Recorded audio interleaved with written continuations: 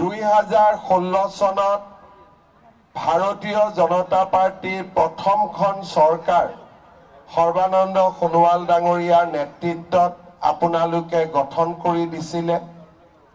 2021 চনত পুনৰবাৰ আপোনালোকে বিজেপি চৰকাৰ গঠন কৰিছিলে আৰু এই গোটেই সময়ছোৱাত যিমান সম্ভৱ হয় আমি অসমৰ ৰাইজৰ বাবে কাম কৰাৰ বাবে প্ৰচেষ্টা কৰিছিলোঁ আৰু আজি অসমৰ পৰিৱৰ্তিত যি পৰিৱেশ বিকাশৰ যি প্ৰতিচ্ছবি সি প্ৰমাণ কৰে যে যোৱা 10টা বছৰত আমি অসমৰ ৰাইজক হিয়া উজাৰি সেৱা কৰাৰ প্ৰচেষ্টা কৰিছিলোঁ।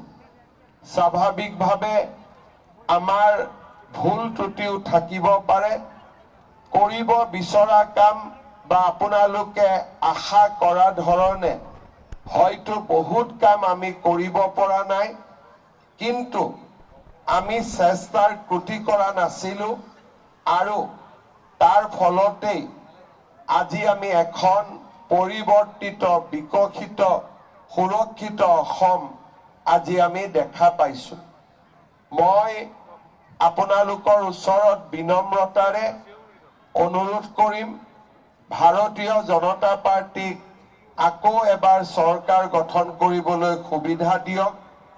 আমি অসমক বিকাশৰ বাটেৰে লৈ যাম, অনিৰুদ্ধ গতিৰে লৈ যাম, অসমক আমি সুৰক্ষিত কৰিম আৰু অসমখনক ভাৰতৰ ভিতৰতে আমি এখন সৰ্বশ্ৰেষ্ঠ ৰাজ্য হিচাপে নিৰ্মাণ কৰিম।